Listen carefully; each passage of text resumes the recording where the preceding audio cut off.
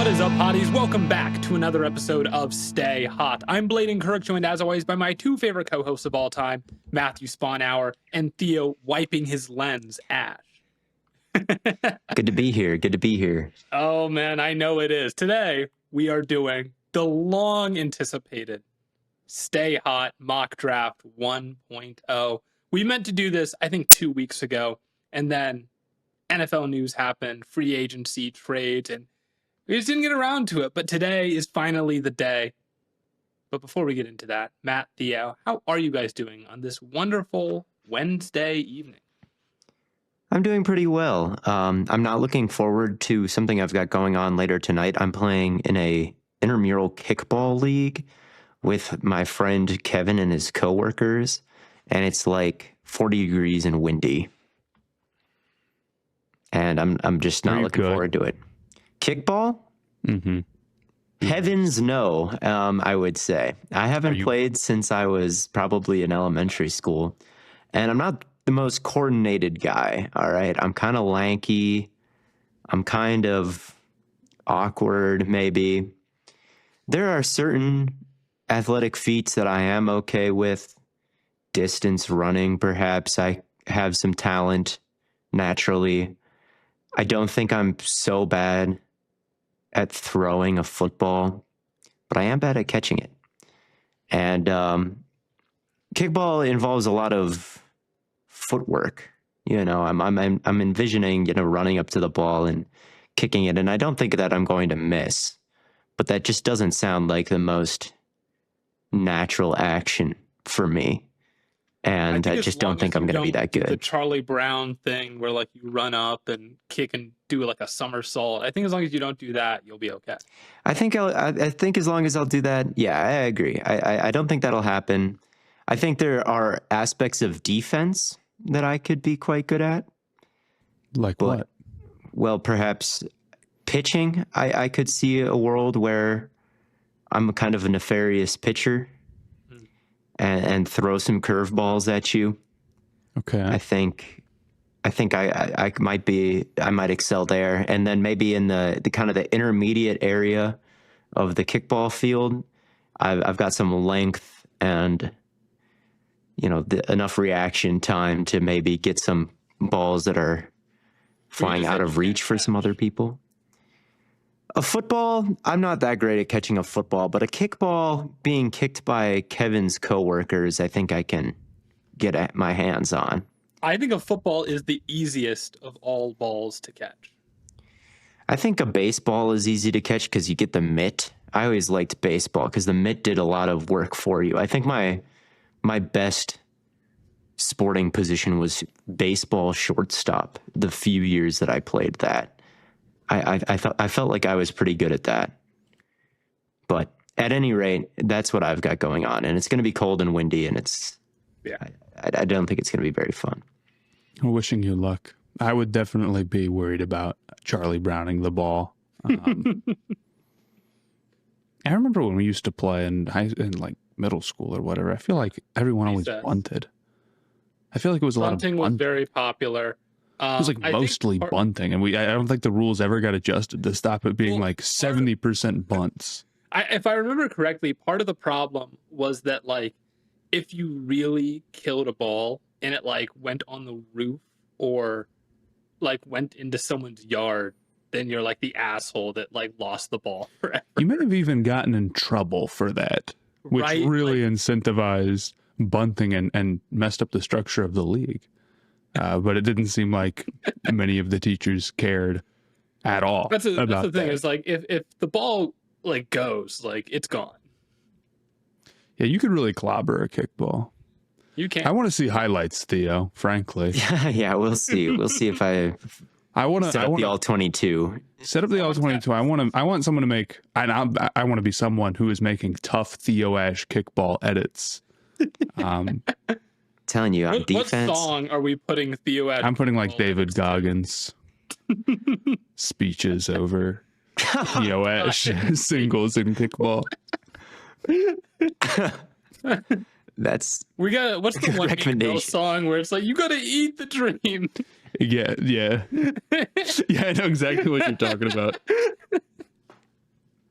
So I'm sure Kevin will record some of me kicking, but we'll see. We'll see. I'm excited about this mock draft, though. I haven't done one all year. I have not even done one on a simulator and not posted it. I thought you did a top 10 maybe.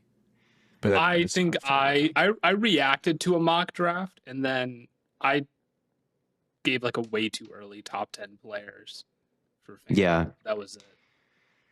No, I don't think I've done any. I don't think I've engaged with mock drafts basically at all this year, which I have nothing against mock drafts and I think they're fun. So I'm excited to do it. I just haven't had the time to sit down and research everything. I need you all to understand that my strategy coming into this is to make like the most chaotic mock draft of all. Oh boy. That's all right. That's okay. No, because I think that's honestly more realistic than trying to actually predict what you think is going to happen. It depends, as long as you can think of some logic. But like, there is some truth. You say this every year, Theo, and I agree with it, that like people always freak out over like different takes on what might happen during the draft. And then like no draft ever goes how we expect. So it's interesting to hear like, okay, what could be an explanation for something weird happening, in the top 10 picks? Because something weird probably will happen in the top 10 picks. Something weird will happen, but there's a limit on how insane I think you can be and still be accurate. You can definitely, and I've been guilty of this, and I think as a show we've been guilty of this, is trying to, it makes sense in your head, but does it hold up to scrutiny, and is it what the insiders are saying? Because you do got to listen to them, and maybe they do know a thing or two. It's like March Madness. It's like picking a 14 seed to beat a 3. That type of stuff does happen, but each individual game like that, or each 15 seed to beat a 2, it's like, it's pretty tough. But people don't look at it like March Madness. I get why, because a lot of the time something crazy happening is like a team doing something dumb, and it's greatly offensive to that team's fan base to suggest that their team will be the team to do something dumb. I get it. Like that's how I'd be, if someone like the Panthers doing something stupid.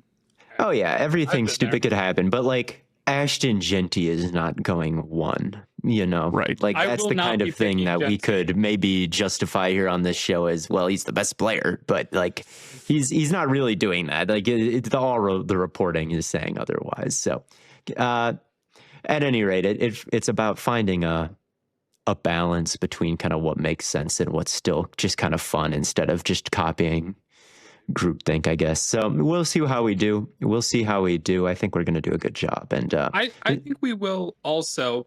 But before we get into that, we have to talk about a team that has done anything but maintain balance, as they have sold their soul continuously over the years, lost multiple good players in order to do this one thing that they have finally done, which is pay all 3 of Joe Burrow, Jamar Chase, and T. Higgins. So I'm curious, are we all for this move, or is this something where we're like, well, they should have, I've seen people say that they should have tag and traded Higgins and then use the extra money to bring in some new defenders. I could maybe see the argument that they could let T walk in favor of Hendrickson because Burrow and Chase give you so much offense that T could become redundant in the face of your only good defensive player leaving.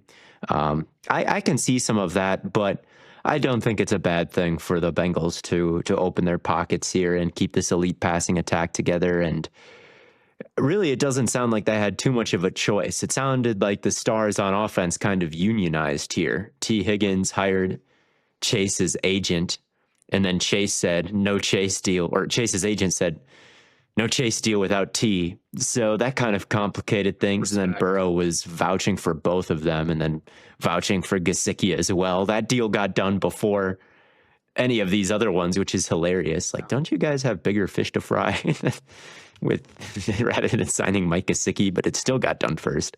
So I thought, I think it's good that they did it, and it sounded like they didn't have much of a choice. Yeah, I agree. I thought a lot of people were sort of like trying to dunk on the Bengals for the sake of wanting to dunk on the Bengals. very clearly if they had traded T. Higgins for a second-round draft pick, they would have made fun of as well.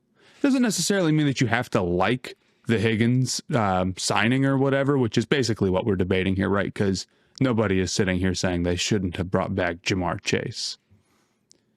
But it's clear, like, there was no winning for the Bengals. And my opinion on this overall is that if you trade T for a second round draft pick or whatever, you're still ultimately left with the same issue. And let's say you can spend that money on a star defender. Okay, great. But now you have a new hole at wide receiver too. And I know people say, well, I'd rather have the hole at wide receiver too than defense. But like, the trade-off is that you already have the star receiver here. You've already got that guy. It's not easy to go out and find a replacement like that. I think some people really look at NFL team building like, oh, well, it's just so easy to like, you don't just like say, well, I'm going to allocate this much money to this position and this much money to this position. Like there's real guys and you only have certain dudes there, right? So I don't think this is the reason their defense is going to be good or bad. I don't. They're going to have to go into the draft and really nail some picks if they want to continue to be a contending team because now that they're, paying a bunch of guys. That's the reality that they're in no matter what. And I think everybody's sitting here being like, well, their defense isn't going to be good now. Probably wasn't going to be good anyway. Right. Oh, well, they're probably not going to win a Super Bowl? Yeah, I mean, like, bold take. The odds are now that they're in a situation where there are three like super young, awesome players are now all being paid from, compared to when they went to the Super Bowl. That makes their chances of winning the Super Bowl way worse. Yeah, like, of course it does. And I think a lot of people are sort of victory lapping saying the Bengals made the wrong decision and that's their issue, when in reality, that's just how team building goes. I think their window hasn't necessarily closed, but it's become a lot harder. And the only way to reopen that is to draft well and get back some great value contracts. Whether or not you keep or trade Higgins, that's the truth. Now, if you want to tell me that Higgins isn't worth his contract, that's one thing. But I think people should be looking a little bit more in a vacuum rather than, well, you just can't spend this much money at this position. I don't know. I mean, the Eagles spent a ton of money on Jalen Hurts, A.J. Brown, and Devontae Smith, and frankly, like, their passing attack wasn't even that consistent. Right. It wasn't the best part of the team, and they're paying all those guys, So if betting against the Bengals feels like kind of an easy thing to do, I feel like it's kind of a layup here where their owner doesn't have a lot of money, so they're probably not going to be able to be aggressive like the Eagles or whatever. And it's like they're already they didn't make the playoffs last year, so they have like ground to make up. But I don't think the T deal is really bad. I don't think it's bad. They're in a tough spot not because they paid those two. I mean, as soon as they went to the Super Bowl in 2021, you should have been able to tell probably then that T. Higgins and Joe Burrow and Jamar Chase were going to be the core guys on this team that keep their window open for the next decade. And those guys are all still around, and that's good. It's just the fact that they can't draft any good defensive players, and that's what's killed them. I mean, now that they've paid these guys, I mean, that's always been on track to happen. It shouldn't have been as dramatic as it's been. It shouldn't have dropped that they're spending, $250,000 or whatever it is on these two guys, like on one day, right, where you're like, wow, that's a huge chunk of the team. Like, it probably should have been more staggered and done earlier, and they definitely could have handled this better. But, paying those two guys is not any kind of death sentence. It's the thing that should have been done a long time ago. It just stinks that Hendrickson isn't done too, because you've got these three and they're the core of a Super Bowl winner, or they should be. But it's just impossible that it happens because the only chance that the defense has to be even remotely competent right now is if they bring Hendrickson back, I think. And I don't even love Hendrickson like that. I understand that he is kind of a straight pass rusher, doesn't offer the run defense that other top edges do, but still, he accounts for like over half their pressures and sacks and is a top tier edge rusher. And there needs to be something scary about this defense. There needs to be, at least when you're going up against Cincinnati, like, hey, they got a pretty dangerous pass rusher that you got to worry about. Like, there needs to be at least that one thing that's scary, and that's still up in the air. Now, if they can get that done and they're paying, like, honest to God, 50% of their cap to just 4 players, I'm honestly fine with that. Like, whatever. Like, what is San Francisco doing with how many they've got their core studs, and that's been enough to tear down and rebuild again and still be, in the Super Bowl picture in kind of 2 different eras of quarterback, right? So, and with the Bengals, they're at even more impactful positions, I'd say. So I think it's fine to invest in your stars. Those are the guys who make the team go anyway. And if you can just get some glue guys in other places, some deals, it'll be okay. But man, they pay a lot of money to a defense that isn't very good. They've invested a lot of draft capital into a defense that's not very good, and that's the damn shame about them. And so they lost a long time ago, and this deal is really a step in the right direction, I think. Yeah, the way I saw it was like they did all of this, selling the naming rights to the stadium, letting guys like Reeder and Bates walk to do this. Like, it was so that because like their owner doesn't have the ability to just go and shell out money to whoever he wants, and like they're not so much of a victim of like cap space as much as they are like just not being able to give out guaranteed money just to anyone. So to me, all of this has been building up so that they can pay Chase, Higgins, and Burrow all at once. So yeah, it had to get done. And it'll end up being a successful offseason if they can just either pay Hendrickson or just convince him that doing nothing is okay. I mean, he's still under contract for another year. He's not a free agent. So if they could just get him if they just sit there and don't even talk to him and just hope that he comes back, that'd be they ideal. hope as long as he doesn't sit. Yeah. Like, hey, we got kind of this, we got everybody paid. Like, we're going to make a run this year. We need you. You haven't been traded. Are you really going to hold out, or do you want to play one more year for the Bengals? Like, if they could convince him to do that, it's kind of a home run off season, honestly. Well, I mean, here's the thing. Does he not lead the league in sacks over the last 2 seasons? Yeah, he does. If he leads the league in sacks for 3 straight seasons, like as like in aggregate, right? He doesn't have to lead the league this year necessarily, but if he leads the league in aggregate over three seasons, like, he could set himself up to get a massive deal.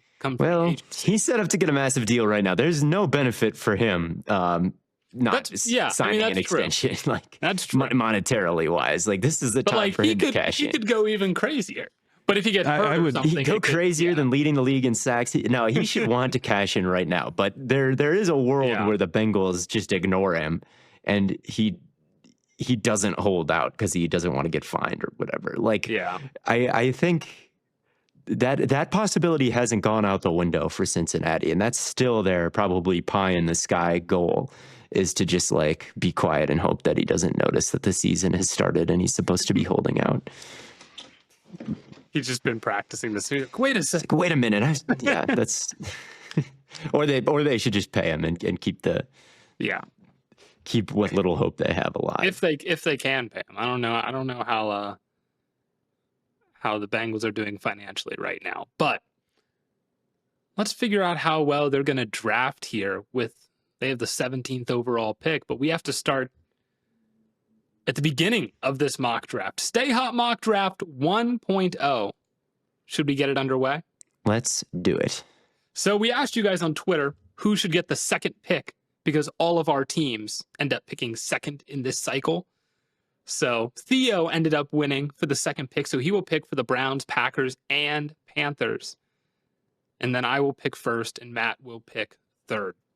So with the first pick, the Tennessee Titans will select the best player in this draft class, Travis Hunter. I know some people have them taking a quarterback here, but I think they just need to get as many great players as they can.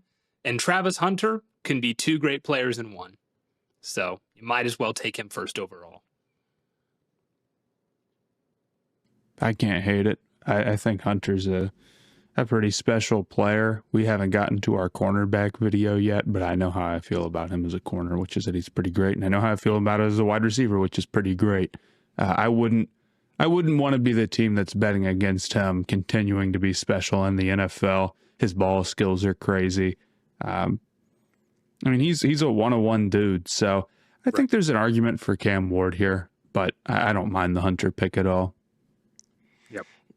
I don't mind the Hunter pick either because he's such a unique player and has a chance to make so much impact overall. I do wonder how far he'll drop in the real draft. I think it will be Cam Ward number 1 overall as we kind of parse through the reports here and where the mock drafts are going. And Cam Ward is, I see the vision, really. I see what makes Cam Ward special, and the creativity is so out of this world. But with Hunter, it's just something we've never seen before. And it's something that could be kind of the next generation of athletic achievement is what it feels like. Things continually get more and more impressive in every sport, it feels like. And with Hunter, you can't help but wonder, is this kind of the next bar? Is this the next GOAT, like with all the work that he's able to put up on both sides of the ball? I mean, it comes to mind. We're going to have a whole nother TikTok clip of Travis Hunter hot take. It comes to mind, but at the same time, I just wonder if any NFL team will take it that far, and because it is a lot of work to play both sides, and it is a lot of work to do both playbooks and memorize them and get out there. If you're Tennessee, like where don't you have a weakness right now? Like you're picking number 1 defensive for a tackle. reason. Yeah, it's like just defensive tackle. Maybe like some parts of your offensive line, I guess. Like Skoronski's okay. The left side of your offensive line. The left side of your offensive line and your defensive tackles are good. But like your corners are bad. Your receivers are bad. Your quarterback is bad. Yeah. But quarterback is the biggest weakness. It is. Well, corner might, I don't know. Yeah, they've got Snead. They've got. Oh, they do have Snead. But it's quarterback is a whole different animal. There's no reason to pretend like that's not the case. And they've got Roger McCreary, and I like Jarvis Brownlee Jr. as well. I do think that Travis Hunter would kick Brownlee Jr. out of his starting spot, most certainly. I think he might. I do think that as far as where their weaknesses are on their roster, I guess they added Zeitler and Latham too, so their line is actually looking pretty complete right now too. So Will Levis is going to have his breakout year. Stay hot, legend. Trust. And Burks and Van Jefferson are slated to be their starting wide receivers. So yeah, wide receiver I'll give you. Wide receivers. Wide receiver's a problem. That's no doubt. But I can definitely see them taking Cam Ward. But Theo, you're sitting here with the second pick. Are you going to take Cam Ward for my Cleveland Browns? It is tempting. Yeah. But I think I'm going to go with Abdul Carter here. I think Carter to the Browns with Myles Garrett instantly makes them one of the scariest defenses in the league again. I think they're still paying Deshaun Watson so much money that it's tough to invest the number 2 overall pick in a quarterback when the roster isn't fully built out for him. And, Garrett kind of signals that they still feel like they're in a more contending window. I just think that I don't know what the quarterback situation ends up being, whether they bring in Russ or Jameis, but. Well, did you hear the Myles Garrett interview where he said that it's all about winning, but who cares what he said? No, they asked him if he knows who the quarterback will be. And he's like, I have an idea of who it'll be. And he's like, do you like the idea? And he's like, I think it has a reasonable chance of happening. And part of why I'm staying here. So I don't know who he's talking about, but maybe he is thinking that they're going to take a quarterback number 2 and he likes who they envision taking. Maybe it means that Watson's back. I don't know. But I just think like him and Carter would just be so nasty. They both have such wicked bend. They could get to the quarterback so fast. Jim Schwartz would just have an absolute field day scheming up paths for these guys to work off of each other. And it would just be, it would set you up for the next 4 years as having the premier 4-man pass rush in the entire sport. And I think that just will be so tempting for the Browns with where they're at right now. With Cam Ward, I could totally see it here too, but I'm going Abdul Carter. I think here they would go quarterback for like in real life.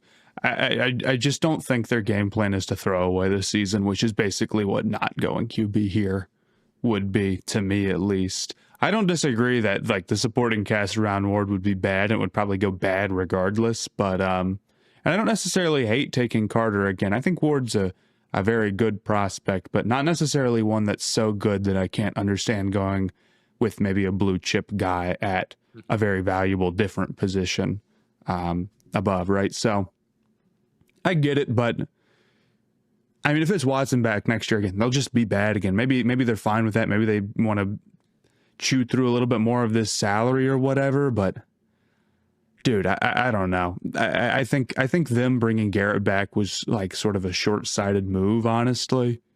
And I think they're going to continue to work in the short term and think about that. But maybe that's not just Pickett. 1 year. You know, is that a move that they made, giving up resources for Pickett just for him to be a backup?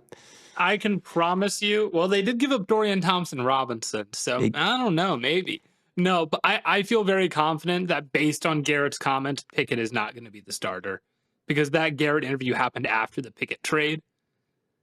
And so I don't think he would have said there's a very good chance we get this guy or like that this guy is our quarterback.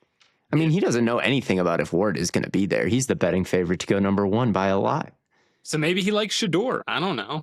Maybe. I don't think Garrett's comments tell you anything about who the quarterback is going to be. I'm sure that was a discussion that was had when Garrett. Plus, even if he knows exactly what their plan is, that doesn't really give us any insight. Like, could be Ward. Maybe. We don't know what they told him. They also did interview. If he knows for a fact who the quarterback is going to be, that makes it Watson more than anybody because he's on the roster. So that's who you can be most confident in. Like, why would they tell Garrett, like, oh yeah, we're getting Cam Ward? Maybe they're trading up.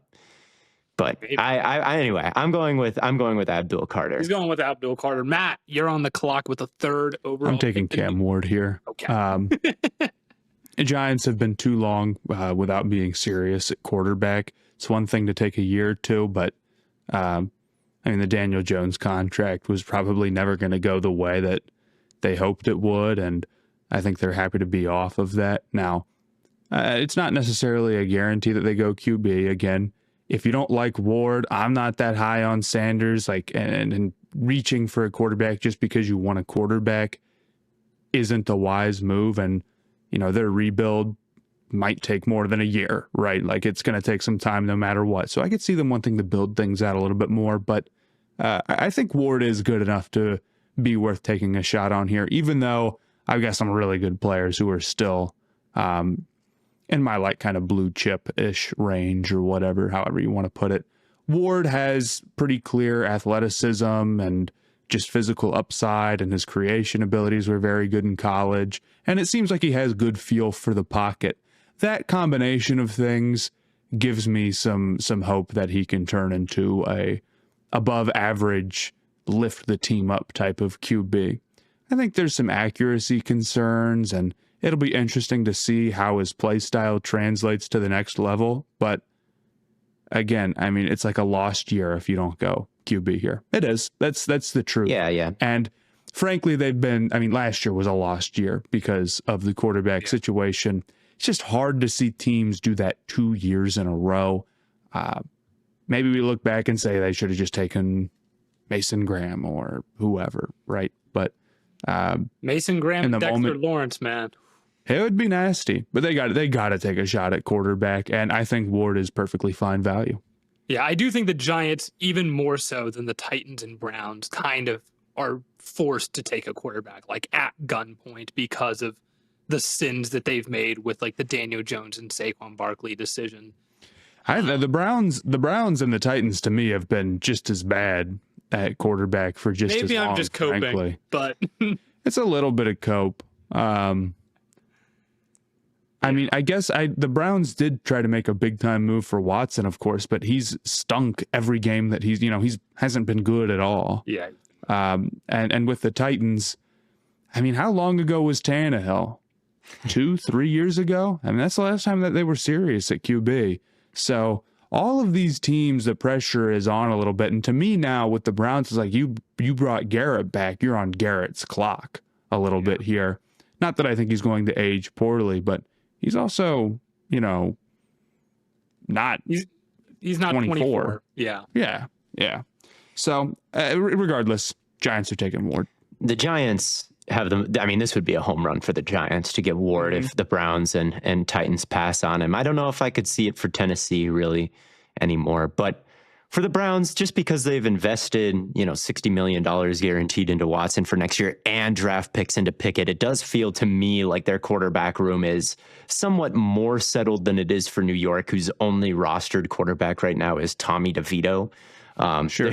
There's an open and clear runway where there's no possible way they can invest too much in quarterback right now. That's a good point, but I agree with you. I don't think Ward just falls to the Giants at 3. That feels unlikely. I think they'd have to trade up to number 1, which could happen. I think that could very easily happen and could be good for the Titans as well if they could get a little bit extra and take someone like Hunter. They'd probably still end up getting Hunter. And that's the other thing is we're not doing any trades in this mock draft just because we don't like coordinating them, I think.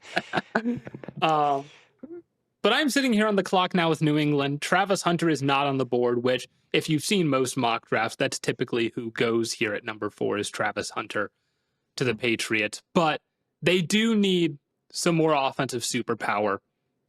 They have Drake May, who I thought as a rookie looked very, very strong. And had he played the whole season, I think he would have had a very real shot at Rookie of the Year.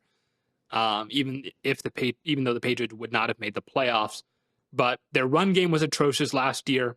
Their receivers were atrocious last year. They need to do something to improve this offense. I've been going back and forth because I knew I was taking Hunter at 1. I've been going back and forth on whether or not I want to go Tet or whether or not I want to go Genty. I think the best player available is the route that I'm going to go here, and that is going to be Ashton Genty, number 4 overall to the New England Patriots. So that's high. That's as high as he can go. It is high, but I think he's the best player. Even though I do like Tet as a receiver, and I like obviously Egbuka as well, who we've talked about as like the perfect player, I guess. But I do think to some extent this receiver class is a little bit deeper than like. It's like, okay, if we miss out on Travis Hunter, who is like perfect hands, like can do everything for you, then I want to go with like Genty, who is like the gap between him and the next best running back is going to be a pretty substantial drop. I feel very confident that he's going to come in and be. I don't know if I can get behind the logic for Genty being we got to go running back now. I don't think we have to go running back, but you need some more offensive soup. But you can get wide receiver later cannot possibly be the argument for Genty here. I'm just also saying that you can get a receiver later, but Genty is the best player available, and that's why I'm taking him. Fair enough.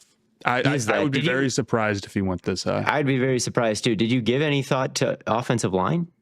Yeah, that's I did, but they also they did sign Morgan Moses, so I was like. I was like, they've made a move at the offensive line. So like Will Campbell was on my radar, but I'm like, they already brought in a tackle, so maybe they won't draft another one. So that's kind of where I was leaning. But Will Campbell would have also been on my mind here as well. Yeah, they do need offensive line as well, although I don't think any of the linemen are as safe as Genty. There's also, I mean, would there be anyone on the interior that you would take this high? This high, well, you could kick Willett Campbell to the interior. I would try Campbell out at tackle first and let him fail there. As retweet reply said to me earlier today, I like that. Like, let's see how he is there, because his tape at left tackle at LSU, I think, is quite good. And I think he's got some strategies that can compensate for his lack of arm length out there. So that's probably who I'd go with if I was the Patriots. But, with all of the linemen, they all do have frame concerns. And each and every one of them that you'd take up here, I think, you think about moving them inside to guard. I think that for Banks. I think that for Mbao. I think that for Campbell. So would you take a guard at number 4? Because one guard, is that really more valuable than Ashton Genty at running back, if that's how your board falls? And as far as wide receivers go, yeah, you could take one at 4, but again, I think there's a substantial gap between Genty and Egbuka or Golden or Tet or who you ever want to say at wide receiver. So I could see it. I don't think it'll happen. But I think it'll happen. I'm not. Well, it's just what you would do. And it's just again, it's a little bit of what I would do, a little bit of chaos monster trying to, but also it's just best player, I think. So yeah, it is that. I think I think you're right about that. So that puts me on for the Jacksonville Jaguars, and I'm gonna go defense here. I'm gonna go with Jalen Walker out of Georgia. He is a very intriguing player and has a set of skills that you really can't find with the other edges. He is crazy fast, super explosive off the ball. He can really sequence his feet and his hands together and deliver some menacing bull rushes. I think he's got a lot more feel for that than guys like Shamar Stewart and Michael Williams, his teammate. He just glides around out there so smooth. He's not great off the ball as a linebacker because he's biting on everything. All right, if play action, he wants to rush the passer, man. He has the Micah Parsons path in his future. He has the Abdul Carter path in his future. Yeah, he was off the ball, but he was primarily a spy. He was primarily coming downhill, whether it was good for the team or not. And he was at his best on the line of scrimmage rushing. And I think with the Jaguars bringing in Anthony Campanile, he was the Packers linebackers coach last year, so I really should know how to pronounce his name. But he last year worked with Edgerrin Cooper and kind of found this unique role for him as kind of this off-ball spy and blitzer and somebody who just added a lot of juice pursuing guys sideline to sideline. And I think with Walker, he could slot into that role very nicely. They have an edge who can kick inside in Trayvon Walker, and they can build kind of their death lineup on third downs.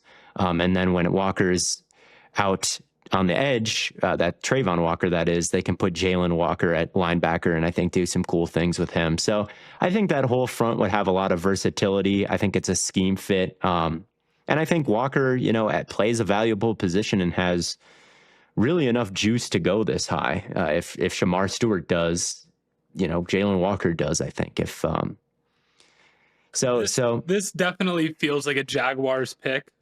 After they took Trayvon, this does make a lot of sense. I would have probably went receiver here. I know they took one last year, but I mean, trading away Christian Kirk, it's who else do they have there now? Yeah, they signed the guy from Washington. They signed Diami Brown, and Diami Brown. Actually, I think that's it. And they signed Johnny Munt and Hunter Long as their tight ends for who's the guy they lost to Denver, but I can't remember his name. I don't know if I agree that with a top 5 pick you need to be this needs focused. If your team's like the Jaguars, I also don't know if I'm quite this high on Jalen Walker, who I feel like is still kind of an in-between dude and didn't feel quite as dominant, but I don't disagree about him being a pretty crazy athlete.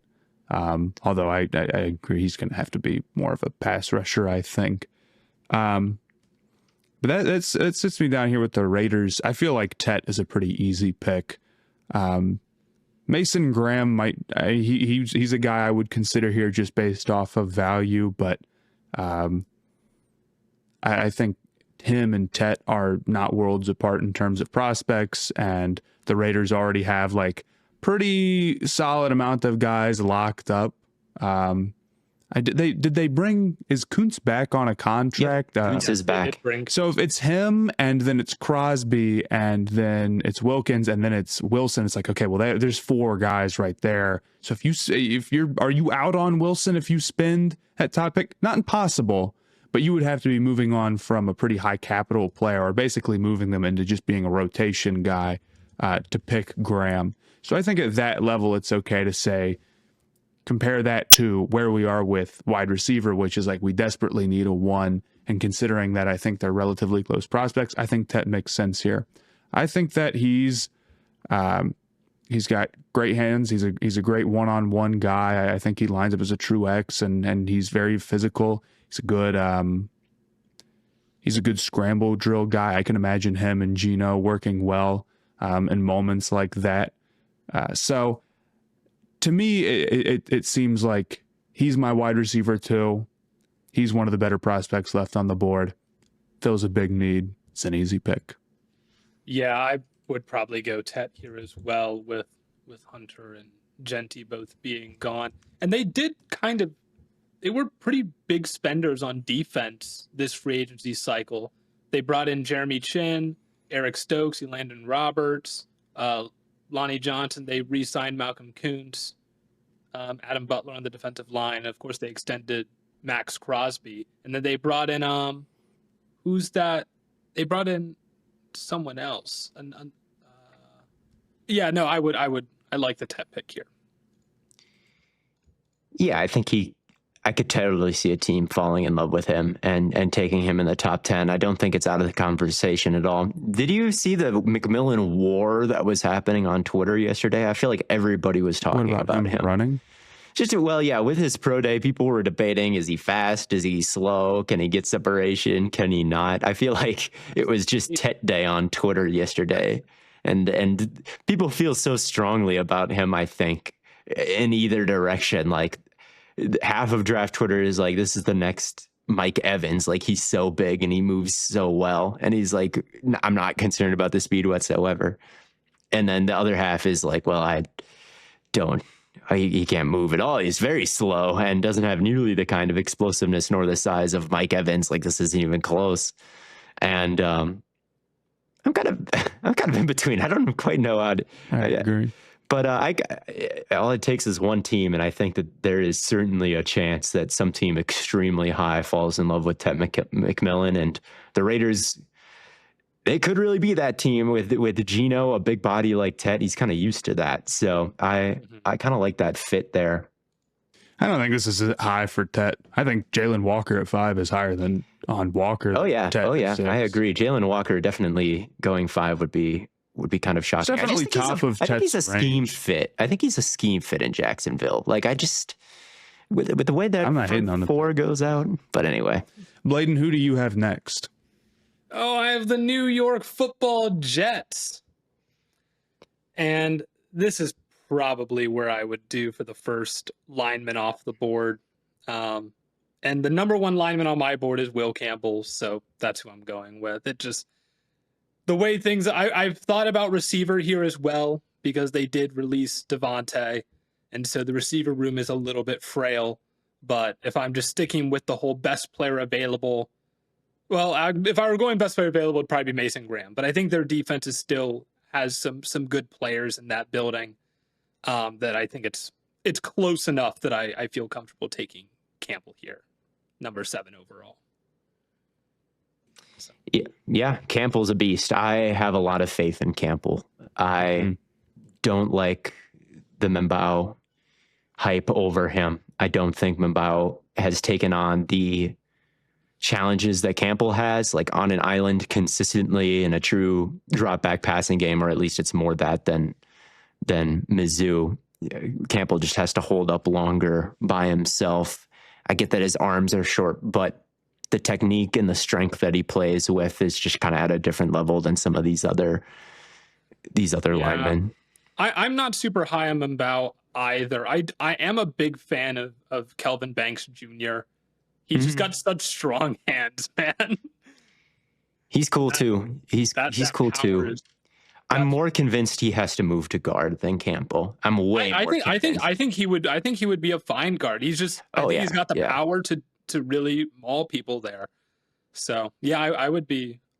I probably prefer Banks, and I might even prefer Simmons over Mbao as well.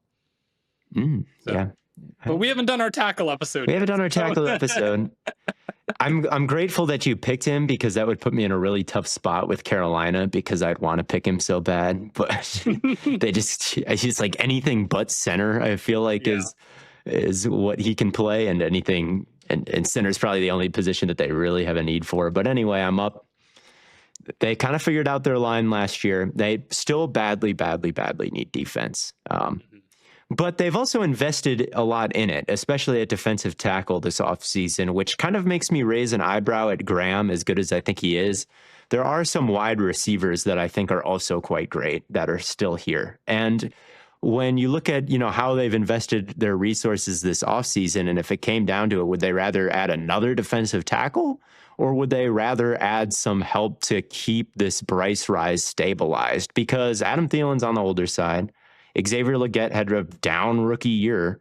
And, if he doesn't develop, they'd kind of be in a lot of trouble, I think, with their passing attack. So I think I'm going to go with wide receiver here for the Panthers. Matt is grinning. I don't know if he likes it.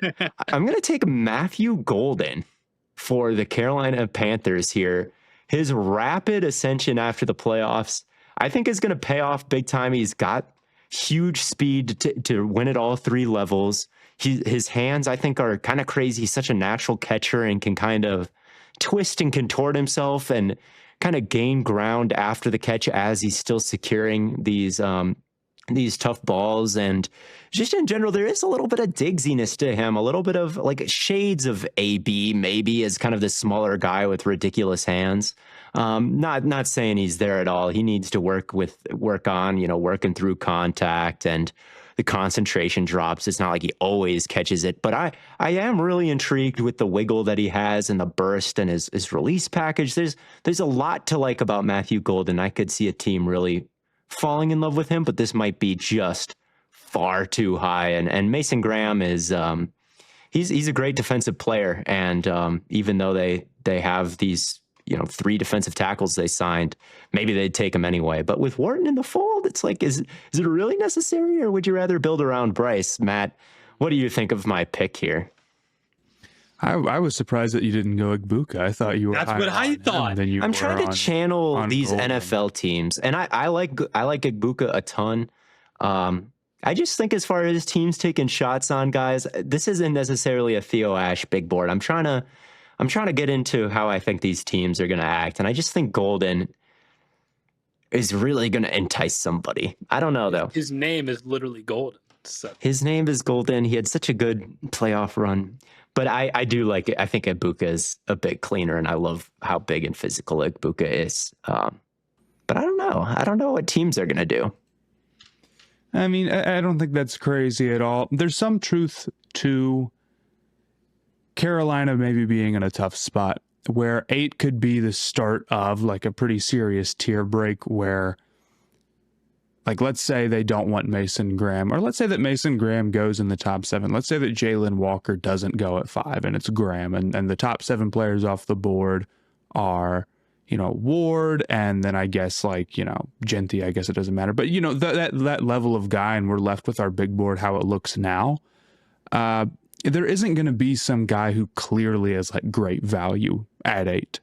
And there's going to be we could be picking like 14, and we might not have our first choice of this tier of guy, but we'd still feel like we're getting a relatively similar tier of guy, meaning that they're just kind of like not positioned super, super great.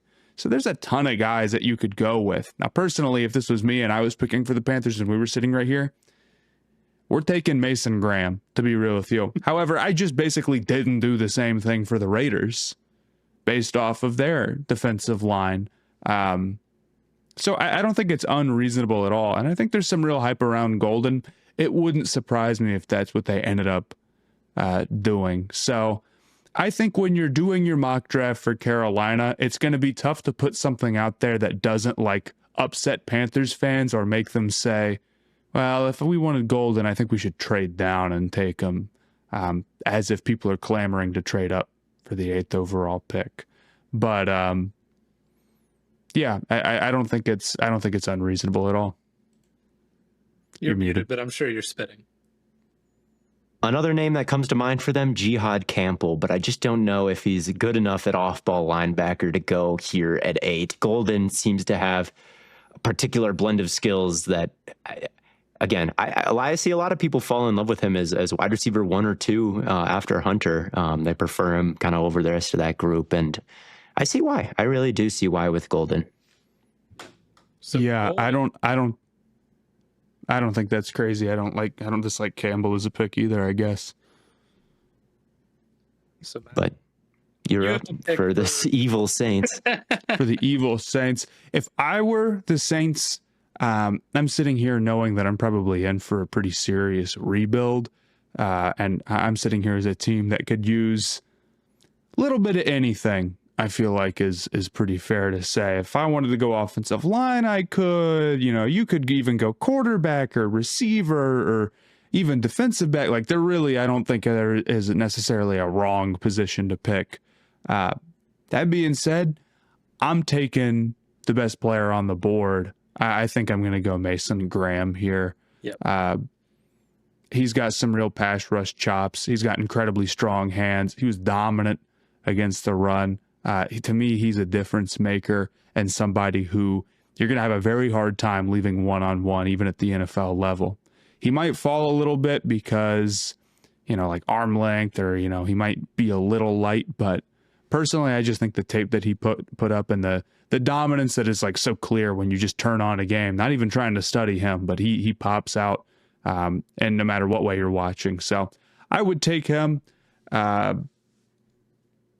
Brissy, I know, was also a high pick recently, but he was so bad last year that I don't think that you can sit here and say, yeah, we're going to hold on to him or we're going to change what we're doing with a top 10 pick. Not to say that he couldn't necessarily get better, but I think he's beyond the point of affecting your draft strategy with how things have gone with him so far. So I'd go Mason Graham, and I feel like if I was a Saints fan, we got Graham at 9, I'd be throwing a party. I feel like that would be basically their best case scenario almost.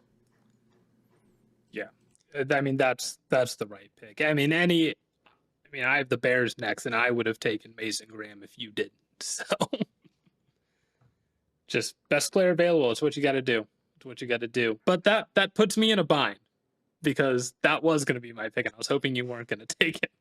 It's interesting though. I have been looking at some other people's mock drafts, and so many people have the Bears going Will Campbell if he's here, which is a little, and like the expectation is for him to play interior, which is odd considering they just traded for Tooney and Jonah Jackson, which I guess Tooney has inside out versatility and. I guess so Campbell should play at left tackle, man, to begin his career. I feel strongly about that. Not everybody does, and I know his arms are like so short. Like I don't know if any tackle has played with his arms this short in like the history of the combine. Like that's how much of an outlier he is. I just really think he deserves a shot out there. I really do. Yeah. Why not? I don't see the length get to him as often as some of the other tackles at the top of this class. Like he seems to have a pretty good handle on the situation. He does. But I can't take Will Campbell. I can't take Mason Graham. So I will end up taking another offensive lineman.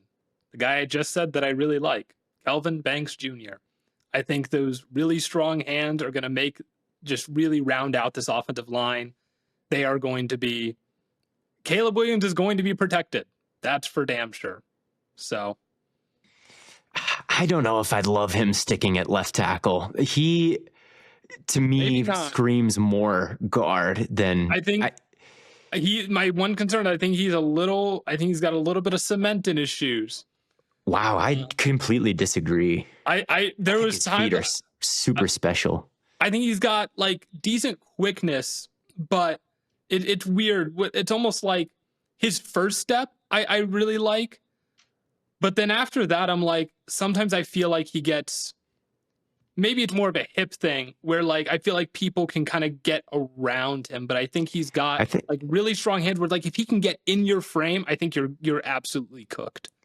I think it's the total opposite with him, where I think his feet are amazing and he can recover in such weird positions and he can stay balanced, even kind of when there's shrapnel around his feet or, you know, the guard kind of leaning into him or whatever it is. When we do our offensive line episode, we'll talk about which games we ended up watching for Banks. I'm just thinking like his feet and his ability to pick up stunts, like he just goes from one guy to the next so fast, and it's his punch that worries me. I think that he doesn't really have much of a plan there or independence with his hands, and I really don't think he latches on to the level that he should. And I think that he has short arms and not much of a plan of what to do with them, unlike Campbell, who has a great plan and amazing grip strength.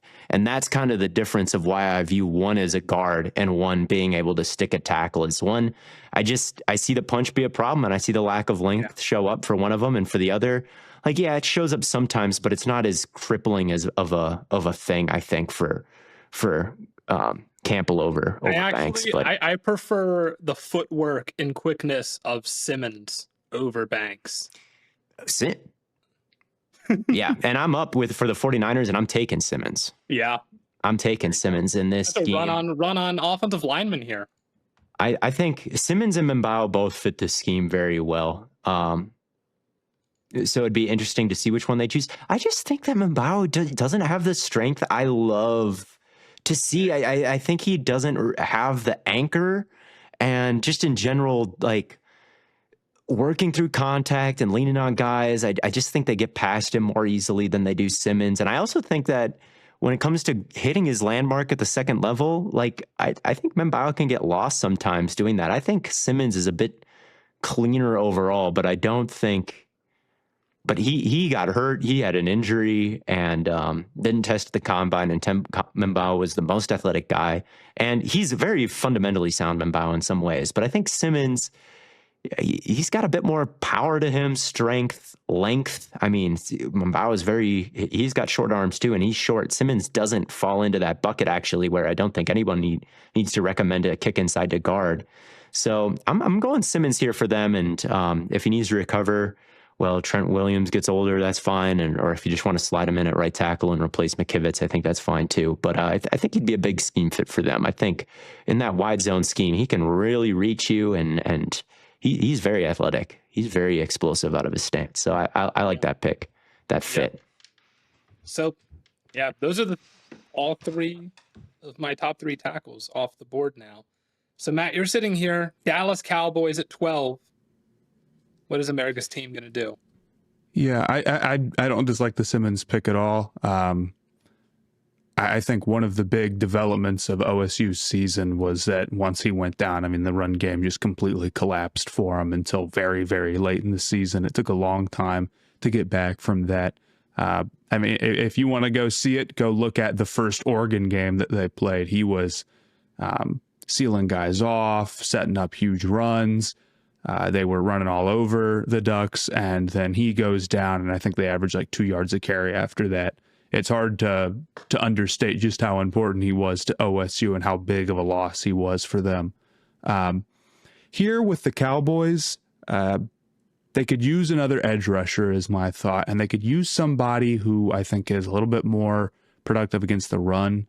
To me, I might favor Michael Williams here a little bit, but I'm actually going to take Shamar Stewart, trying to balance what I would do with what I think would happen. I feel like the league is a little higher on Stewart, but that's more like a vibe check rather than necessarily like something I have like concretely like read in articles, if I'm just being honest. Yeah. But I think Stewart here would be a really solid pick. And I think he's technically like sound in a lot of ways. I know when we were watching him, it was a lot of good stuff and a lot of him like setting something up and then countering off of that. And, you know, he's got great length. It's just whether or not he can get off the ball quick enough. But even then, he's so good against the run. He's easy to get out there. And a lot of him getting off is false steps rather than like him just being lethargic rather. So I'm a fan of his. I think he has some real upside, and there's a lot of things that the Cowboys could do here, but I feel like you're muted, Theo.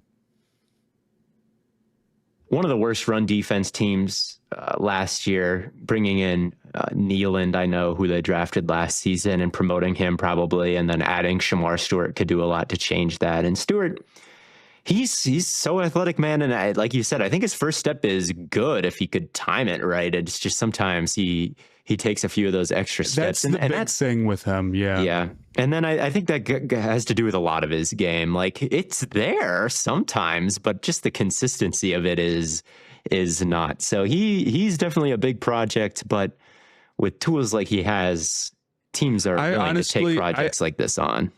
Well, there definitely is, like with edge rushers particularly, people don't like guys who didn't produce. And if you're low on Stewart because he didn't produce at the college level, I think that's perfectly reasonable. I don't think that's like a crazy take.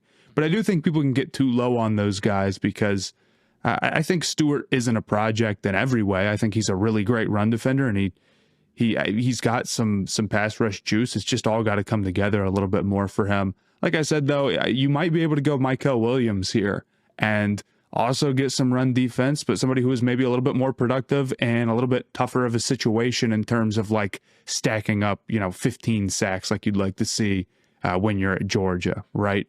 So there's a lot of things that they could do. They could address offensive line. They could go with another receiver if they went Egbuka here, which I thought about, although I just don't think it's quite like it would be pretty high for receiver 4 at 12, I feel like, but I guess receiver 3, depending on how you look at it. But yeah, if Hunter was going to Tennessee, it'd be receiver 4, definitely. Yeah, I think. But yeah, I don't hate it. There's a lot of things they could do, and I'll be fascinated to see who goes first before Stewart and Mykal Williams. I think they're very similar players. They've got a lot in common. Mm-hmm. So it'll be interesting to see what the league prefers. But anyway, Blaiden, you're up with the Miami Dolphins. I'll go with Kenneth Grant. Here's the thing. Like, I want to take Tyleik Williams at some point, but I don't want to take him this high. I don't think he'll go before Grant. He's so big. I don't think he will either. That's the thing, is like Grant's just got like all the tools that like Williams doesn't quite have, and Williams is just kind of a zero as a pass rusher at this point. And I do think that, like, I don't know if I want to take an edge rusher at this point, or at least not for Miami. So I feel comfortable taking Grant here. I thought about doing like a Mike Green, but I feel like Kenneth Grant is more of a fit. I think so too. They lost Calais Campbell. He'll probably retire, and he was their best defensive player last year. So that's a pretty big hole at DT that they've got to fill in. And Grant's a big guy.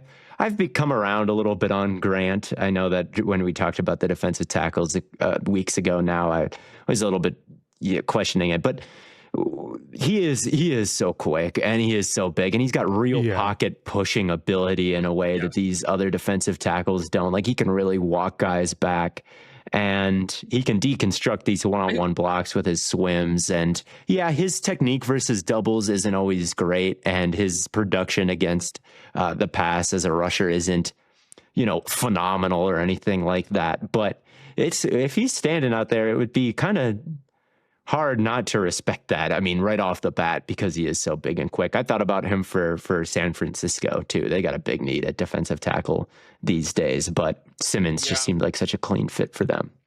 But that gets me to the Colts.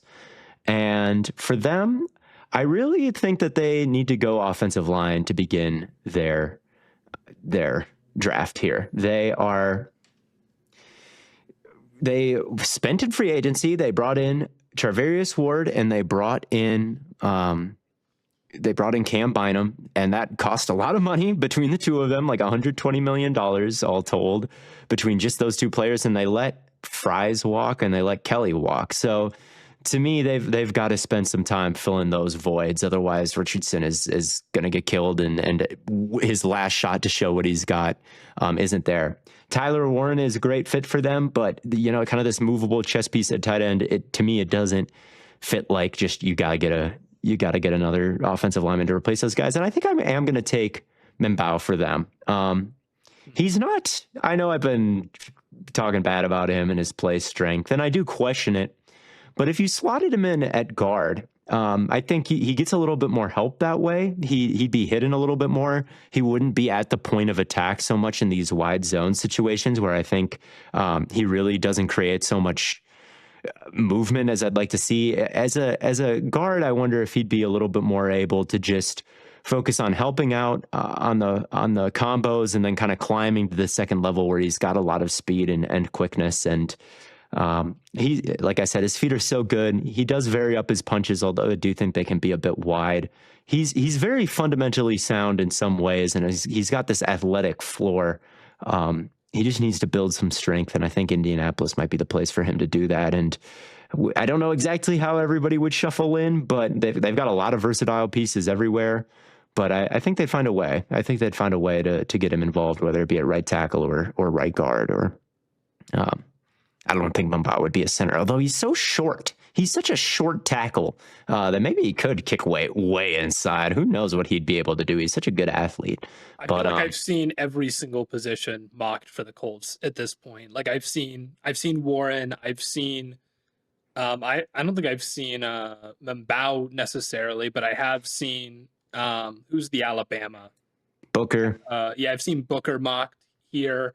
I've seen edge. I've seen linebacker. Like I've seen every possible like outcome for them.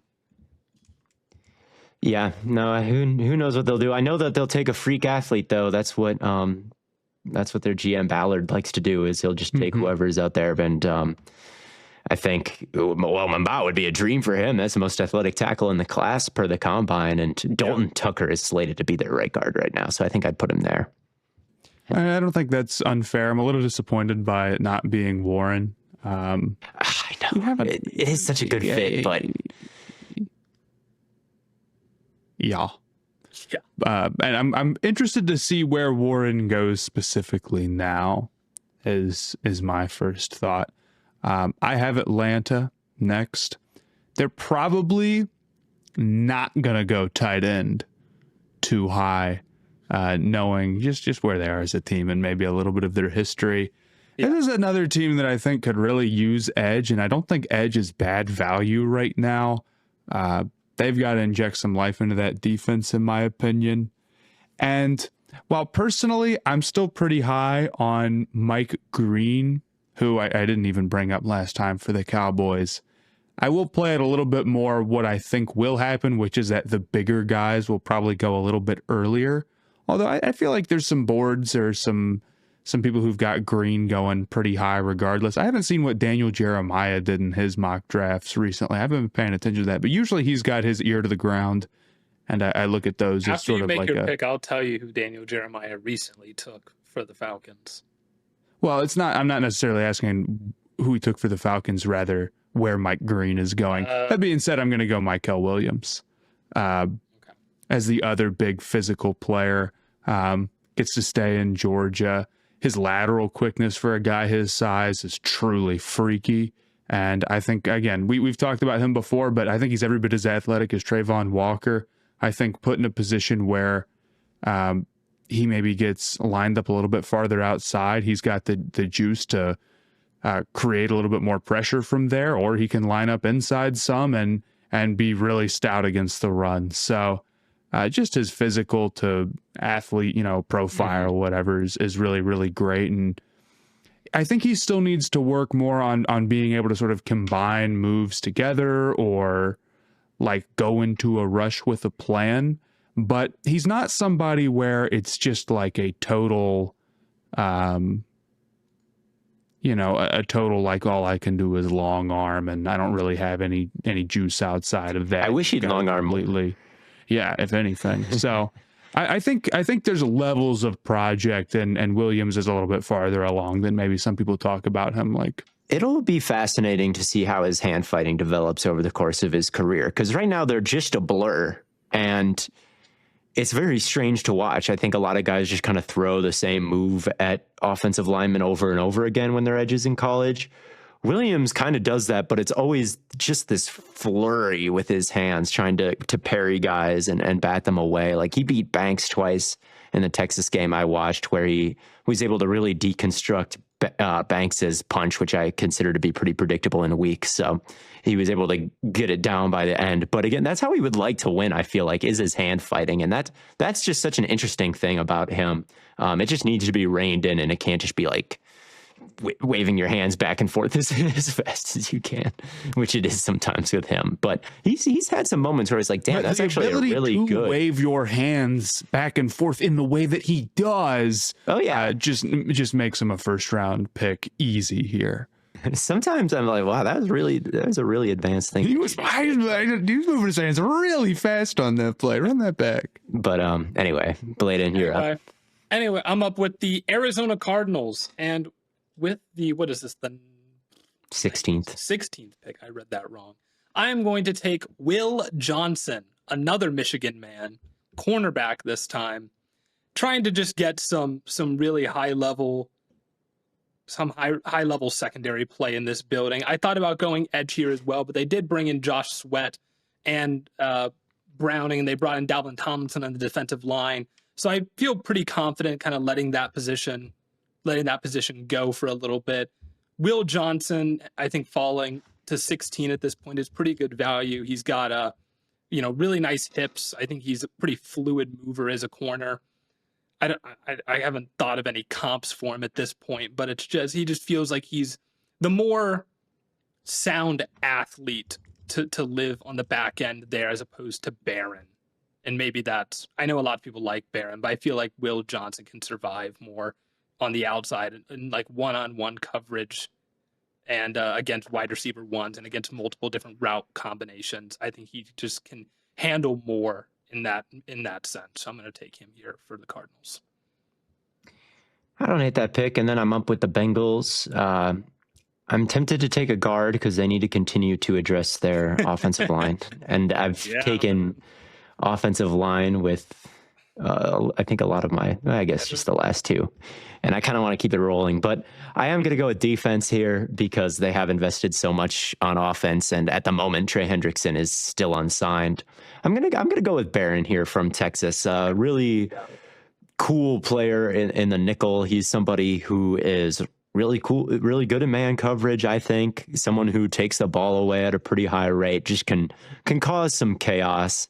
And they're going to need all the chaos they can get. And they got a couple players like that. I think of Cam Taylor-Britt as inconsistent but splashy.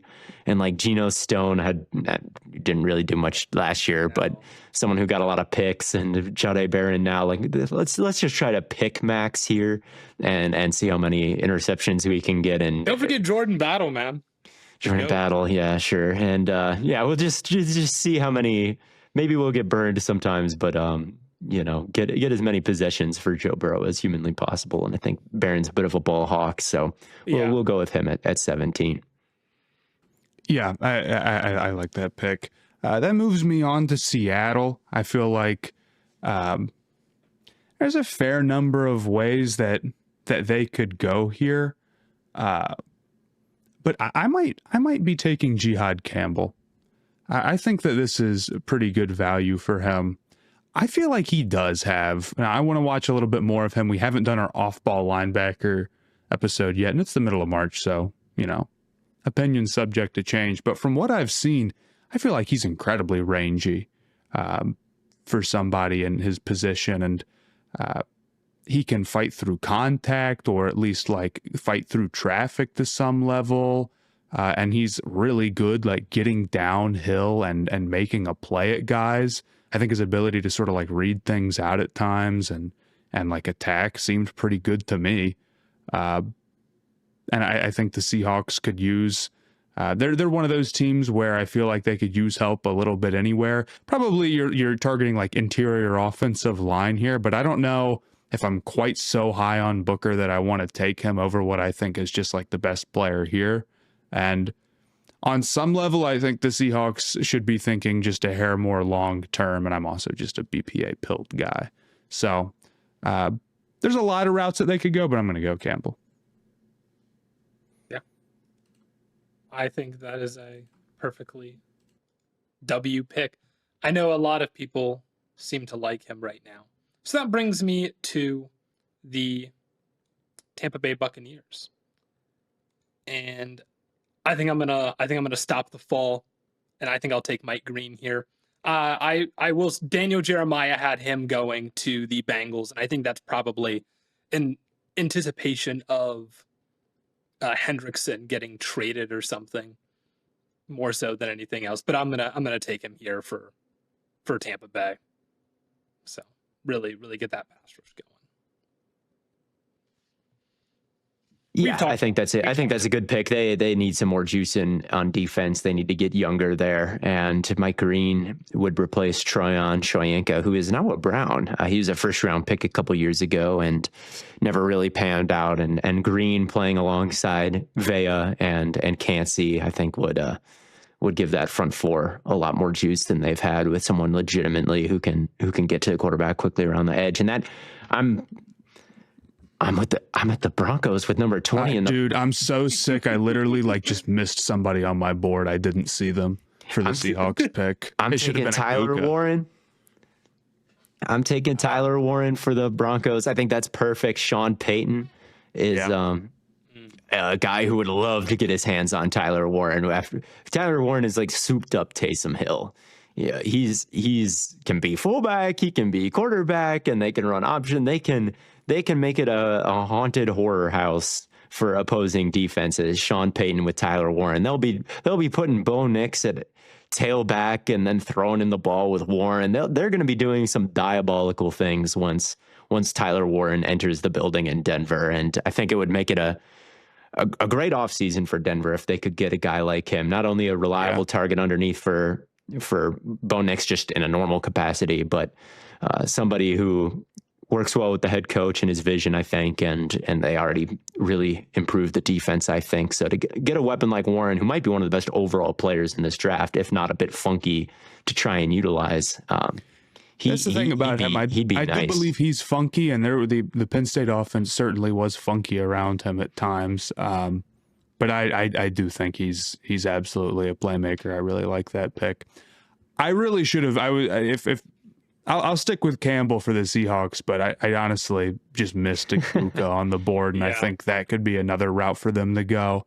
As I think receiver is like a really big need for them, and if they don't, again, I feel like in the long run you want to just go with whoever's best on the board, but they do have pretty staggering needs on the interior of the offensive line and at receiver, and if you don't fill one of them early, it means you're going to be filling one of them pretty late. So. That's something to think about. We can keep it there for now, though. I'm with the Steelers, and I'm going to take Shedeur Sanders. They absolutely have to do something serious at quarterback, or Mike Tomlin is very much at risk of getting fired. I'm not super high on Shedeur. We've talked about it a million times at this point, but I'm worried about the way that he maneuvers the pocket and his lack of athleticism. I think the accuracy is good. I think some of the creation stuff is good, but I don't necessarily know if it's Joe Burrow, CJ Stroud, elite type of stuff. But I think in a world where he can play the pocket a little bit better and maybe have some chances to just do some, with Pickens and Metcalf, I think that he can get the ball to them downfield and put them in favorable positions for those matchups, which I'm certain they'll be getting some really good mismatch. I think that it could work out, and I think you've got to try something if you're Pittsburgh. I don't think it's acceptable to leave the draft without a serious shot at a quarterback, really. And look, the odds are bad. I don't think the odds are great that Shedeur makes it this far as it stands right now. I don't know, dude. I really do think there's a handful of teams out here, and maybe it's that's the way it works, and then the Steelers just sit here and it falls to them. But there is no Tomlin. If they go out again and they don't have any improvement at quarterback, what are they going to do? Because they've been the same team for 4 or 5 years at this point. Essentially, and right now they don't have one, like at all. No, they don't have one at all. And I'm so sure they'll have someone on the roster. Sanders. I'm sure they'll have someone on the roster by the time the draft rolls around or whatever. But even if they bring back like Russell Wilson, that doesn't do anything for me. You can try to like soup up that offense by like, we're going to bring out another guy in Metcalf. And honestly, that'd be a hilarious way to try to deal with the issue. But even then, and even if they win a playoff game, it's like, we're trying to like devise a way out of the wild card round on a technicality rather than do anything that might actually make us a contender. And that's BS. And yeah, I think Tomlin's a good coach, but they've got to do something that gives them a higher ceiling as a team. They have to. Yeah, they've kind of pigeonholed themselves here. And they don't have a second round pick, so they might have to go quarterback nothing. That's what I was like, well, maybe they could take like Milroe in the second and that would work out, but like no, they don't have a second round. And spending it's also not the greatest idea. I'm starting to fear. I think Milroe, he did run a 4.37, so not your 4.2 like you were expecting. A little slower than I anticipated, but also I think you get him a track coach, he could get 4.29 because he was kind of wobbling a little bit out of his start. I don't. Also, did you guys see? Did you guys see what the Oregon Ducks posted? No. A picture of Dylan Gabriel in between Justin Herbert and Bo Nix. And like, I know he's not tall, but he looked so small next to those guys. Yes. I was like, his agent should have stepped in and said something. Anyway, I'm sitting here with the Chargers, and I am going to take Igbuka. If he falls this far, like... Yep, this would be a home run for them. Yeah, man. They hit on receiver last year. If they hit on another man, their offense could start looking really, really good, really, really fast. We've talked about Igbuka. We had our wide receivers episode. He's the complete package. I think he can really open up this offense for them. So, easy. So who would the Packers take if the board looked like this? I think I know. I think they'd take Nick Scorton, and I'm dead serious. You don't believe that, man. I do believe they would take Scortron and sleep like a rock at night. No, Scorton is like just the Packers edge rusher. I think he's big, and that's the number one thing that they look for. Gutekunst is terrified of giving up any kind of size in the box. He wants all his players to just be as big and long as possible, and I think Scorton kind of fits that mold as a Preston Smith replacement. He's big, but he's a little bit more nimble than you'd expect a big guy like that to be. Like, you can find some reps where he wins around the outside arc, and his hand fighting is it's above zero. He's not TJ Watt or anything. There's enough there for them with the size and the bag that he has that I really think they could go in this direction. They desperately need some pass rush, but they need to keep the big guys around all the time. I don't think they'd go wide receiver just because they never do. I think with the money they spent on Nate Hobbs, I'm just not sure that secondary is in their future with the first round. I think they like Nixon a lot in the starting lineup, and Carrington Valentine kind of came along last year. I think that they've got to continue to replenish that edge rushing room. And when I look at the guys who are here and just think about the types of players that they like, I really think Scorton from A&M is a real possibility for the Packers at 23. Not that I'd be super happy with it, but especially if Igbuka went the pick before us. But I just know what that would be a very Packers outcome. Igbuka goes the pick before, and you end up with Scorton. Really, the Packers outcome is Igbuka goes the pick after to the Vikings or something, and I'm like, what? Because in this case, if Igbuka went, like, I would be like, I don't know who I really want in this draft anymore. Like, I'd just be like, well, whatever, we'll see what they do. If Igbuka was there, I'd be screaming at the TV. But so you're saying they're going to go Scorton here, Matt? You're sitting with the Minnesota Vikings. I don't know. I think this is kind of a tough one. I think I might lean Starks here. I feel like this is a pretty reasonable area for them to go. I think they could stand to improve on the back end, even with Harrison Smith back. They're still aging there, and you want to be a little proactive. But they extended Theo Jackson. That's true. They can.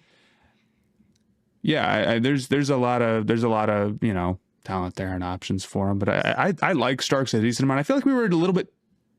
What'd you say? I was just saying because his name is Theo. Because his name's Theo. His name's Theo.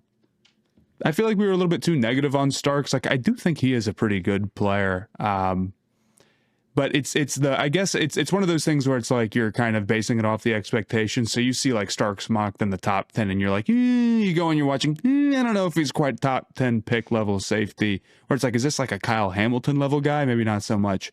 But somebody who can play the ball well like him and can defend over the top like him is somebody I'd be willing to have. So yeah, letting Bynum go and not paying him $60 million and then replacing him with Starks in the first round, that seems like good team building to me. I think that might be definitely a direction they can go, and have it be a win. Corner too is what I like, but this corner class, I don't know if it's as good as the top safeties once you get to like the third corner. So anyway, Blaiden, you're up with the Texans. I'm up with the Texans, and boy, that I've been ultra critical of their free agency because they have like no starting caliber offensive linemen right now, and that is a major concern because it kind of pigeonholes them into taking offensive line here in the draft.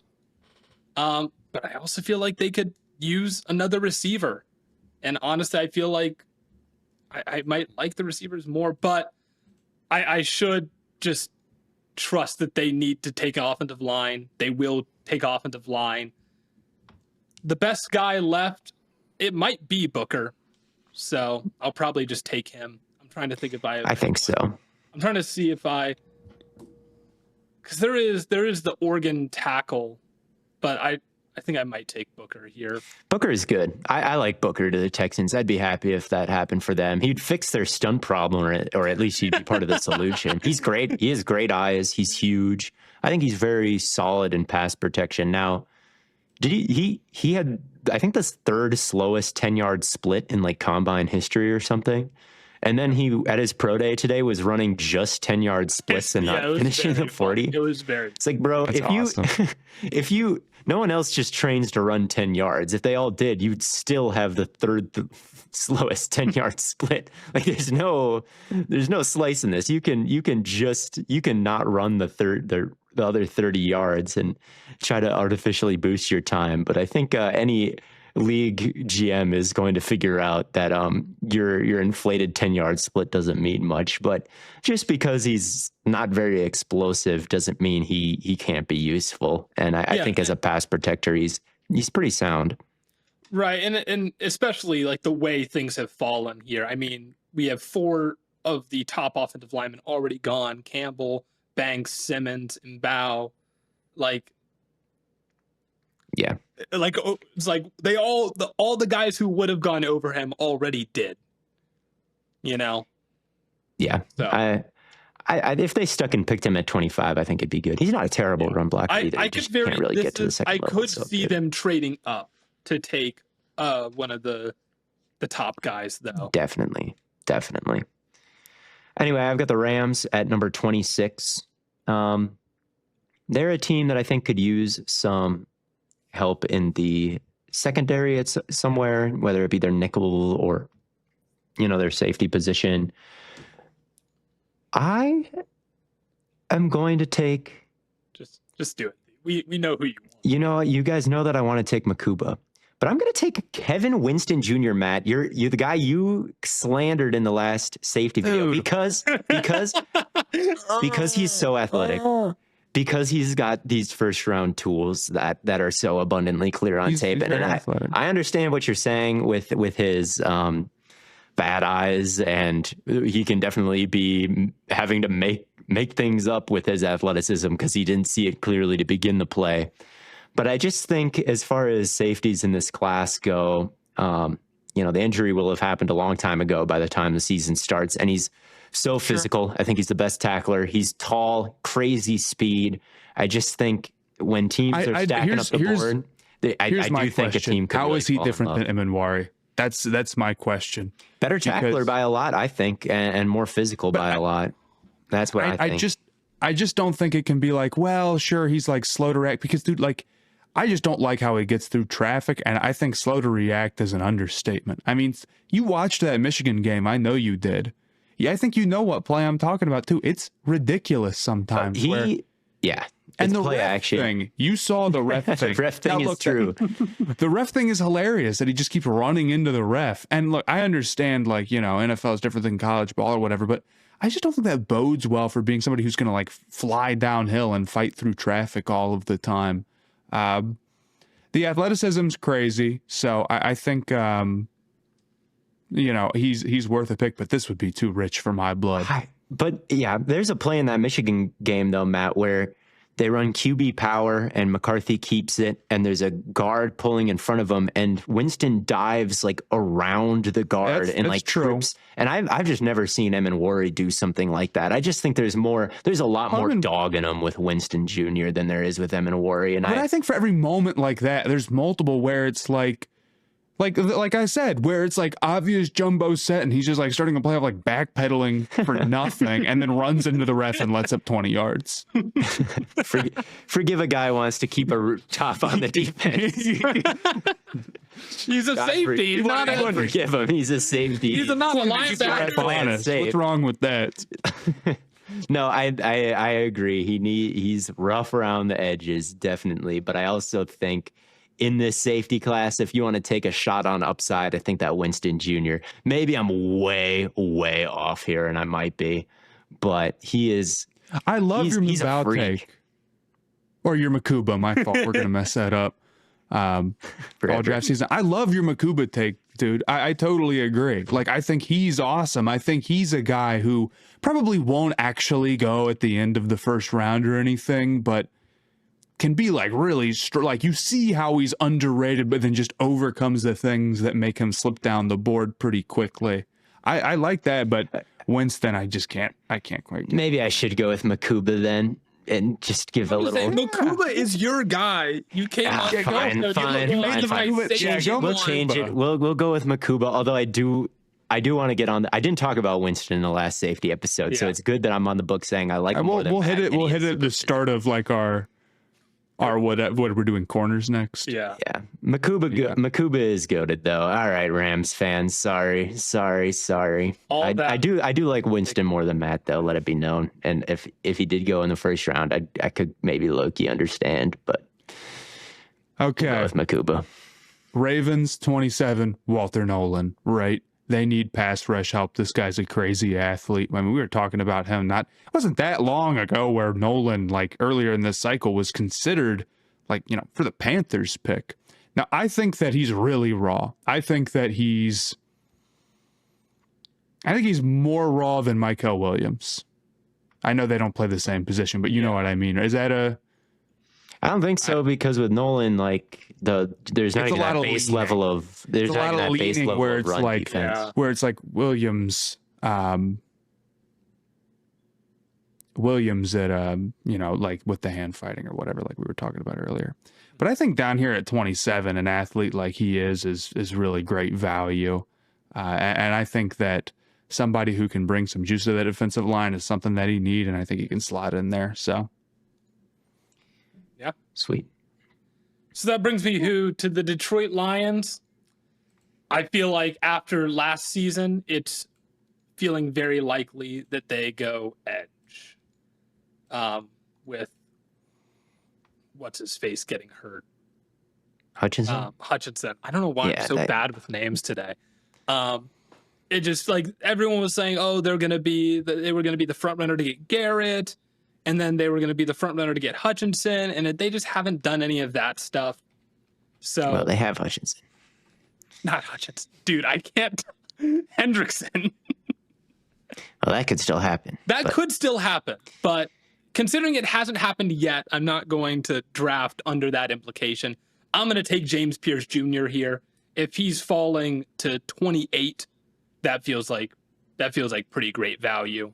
So, welcome to Detroit, James Pierce Jr. I think the idea with Pierce is the off the field stuff, right? Theo, I feel like you looked into that a little bit, and you made a video about why you thought he wasn't going to go in the first round. May know a guy who knows a guy at Tennessee and said that it was legit. and that he was and then there was reporting from Corey Kinnan. Sorry if I get that last name wrong. I know the profile picture on Twitter.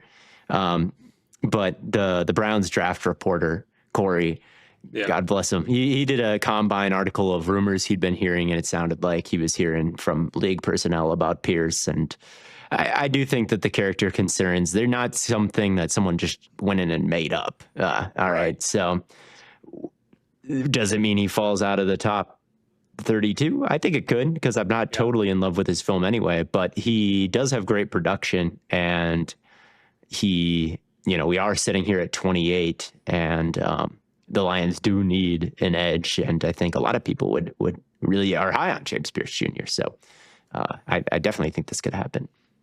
Yeah, I mean, he's definitely lower on my on my board compared to Carter and Stewart and whatnot, but all those guys are already gone.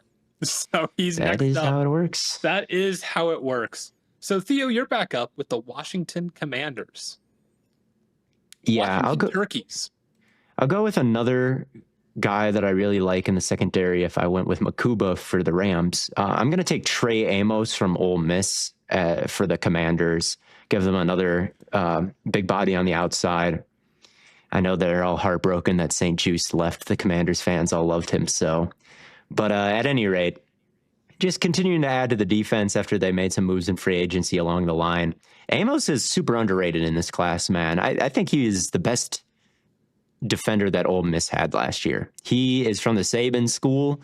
He kind of bounced around in college from, I think, Louisiana Lafayette to Bama, and he kind of showed out in a small sample size with Bama, and then Saban retired and he transferred again to Ole Miss. But he really does, Surtain is way too high of a bar, but he does kind of have some shades of that where it's like, man, I really like his physicality, and he's big and still keeps his ability to mirror pretty well. And I remember when Surtain was coming out, there was all this concern about the long speed, and that was the concern with Trey Amos as well. And Trey Amos came out and ran a 4.46, I think, which is just such an amazing time for him. He is really sticky in coverage, smart in zone. I think he's totally a starting corner that I would love to get late in the first round. He's one of my guys in this class, so I'm going with him. I don't dislike it at all. He may have been a contender for the Bills, who I've got up here if you hadn't taken him. I might go a little bit outside the box here. I think I might take Demetrius Knight if I were Buffalo in this situation. I really like Knight as a guy who can get downhill and attack. His ability to read things out and just take that quick first step and make a play on the ball, or especially what position are we talking about here? Linebacker, South Carolina. Yeah. He might not be one that everybody knows about. I haven't heard much about him.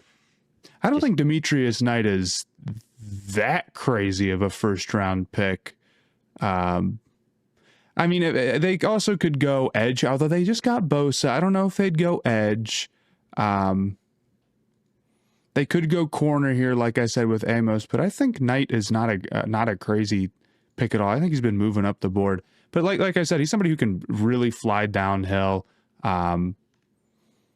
He's one of those guys where there's a lot of plays where it's like, this is kind of a big dude. He's not going to get out there in time to make that play, and then he does because his reaction time is so good. I think he's strong enough to handle blockers, and he's pretty quick for his size. And he's good at getting physical with guys. I do think there is some level of maybe limitations with the lateral mobility at times, but he still has made some plays in coverage. He's far from inept there. So for a team that needs, I think they absolutely needs another linebacker, he wouldn't be a bad pick at all. This also might be a position where you wait around to do anything about, but screw it. It's my last pick. I'm taking You do you. I mean, I'm looking at, I don't know much about him, so I'm looking at his NFL.com profile, and the source from an NFC National scout says, I didn't find that much I didn't like about him. He might get dinged for being a 6-year player, but that Alabama game shows you everything you need to see. which is a pretty good endorsement on these pages. Sometimes they're like, well, he's stiff and he doesn't know what he's doing. But that maybe as we finish out our corners and I have stronger opinions about them, I might do something there. Or you could also go edge here. I know a lot of people are high on Donovan Ezeriku, and I thought he was pretty interesting when we watched him for the edge. I wouldn't think that's crazy. So there's a number of things that they could do. There are. And so that brings me to the Kansas City Chiefs, the Super Bowl losers.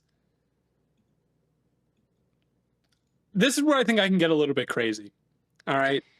I think I can get a little bit crazy here. So I've narrowed it down to Luther Burden, who I'm going to not take because they have Rashee Rice coming back. Worthy was looking like a really good receiver down the stretch. So maybe they don't need to bring in another guy. But, I mean, for him to fall this far would be pretty good value for them to take here. Of course, there's Tyleik Williams, who's always on my board. But the real cat that I'm interested in is not Judkins. Who's the other running back? Why can I not? It's Marion Hampton? No, Henderson. Oh, Henderson. I'm thinking about Henderson here, and I think I might take him. Like, Pacheco doesn't really look like the back that he used to be. I know they just brought in Elijah Mitchell. I know they just brought back Kareem Hunt. But I'm like, they don't really have like a solid RB1. And I feel like that could be something to give them like a good change of pace in their offense. And if I'm going to do something crazy, like a really like early pick, that might be the one that I do. I don't think this is a bad call at all. In fact, I think this is a very good call for a sort of out there pick. Henderson is a guy where it's like he's very easy to play and like he can do a lot and he can create explosives, but he can block really well. I think the Chiefs absolutely could use another running back, and they're a team that we know is willing to take one in the first round. However, maybe they got burned on that so bad they don't want to do it again. Maybe, but however, I don't think Henderson would burn you for that. However, I will say if I was a Chiefs fan and it was Henderson in the first round, I'd be like, oh, I'm not quite there. And I'll say this personally, I think Henderson over Omari and Hampton would be a mistake. I wouldn't shock me if a team did it. I don't think it's it would be a little surprising, but I think it's a mistake. I think Omari and Hampton's the clear number 2. And honestly, us leaving, it's not crazy for us to leave the first round without him being picked, but like, looking back on the teams I've selected for, like, I don't know, maybe the Vikings could go running back with Aaron Jones being so old, but maybe that's a little high. I don't know. I think it's fine to leave Hampton in the second round. I think Hampton's really good, man. I think he's really good. It's fine. But it's fine. But if a team takes him in the first, like the later first, I'm on their side. I'm on their team. I'm in their corner. I'd rather have Henderson. He's quicker. He blocks better. He receives better, and he's faster.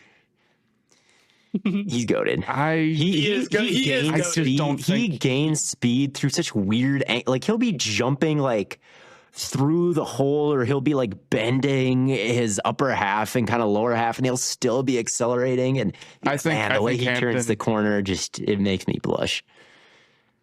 I think Hampton is way better as a pure rushing talent. I think the difference in contact balance and overall like durability and the amount you got to bring him down, it's like a totally different animal. And I don't think Hampton's long speed is. It's great. He is great. It's great. It's the quickness. It's great, that's not. I don't think he's not. I think his burst is good. I think it's good.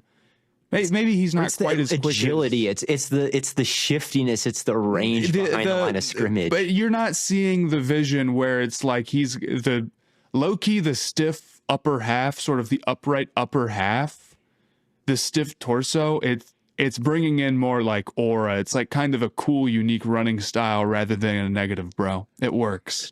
It all comes together. We're maxing in the and then all of a sudden he's like straight up and down when he's running down 50 yards, dude. It's sick. And it doesn't stop him. It doesn't stop him from getting skinny, fighting his way through holes, and being hard to bring down. So if he wants to be a little upright, that's perfectly fine.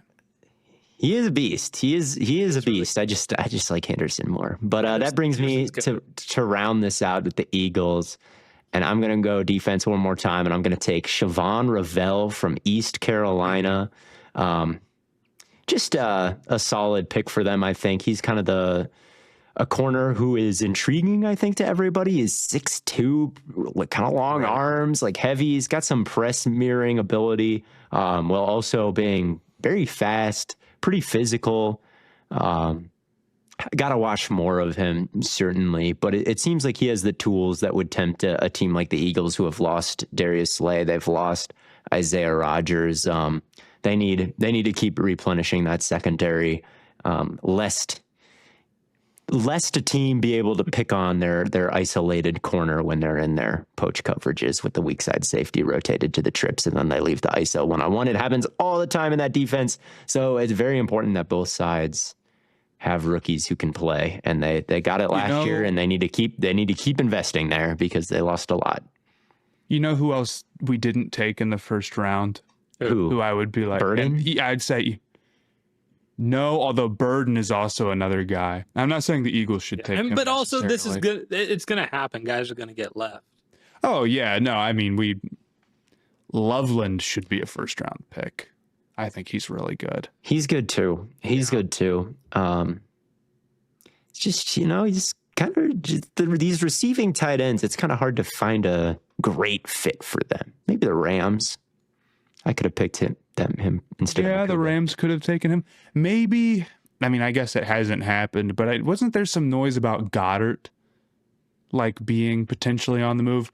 I'll say this: if Goddard does get moved, he hasn't yet, so this is based on him still being on the team. But if Goddard gets moved, I think they go with another receiving weapon. If it's Burden and Loveland and they have Goddard moved, I think they would go with another receiving weapon there.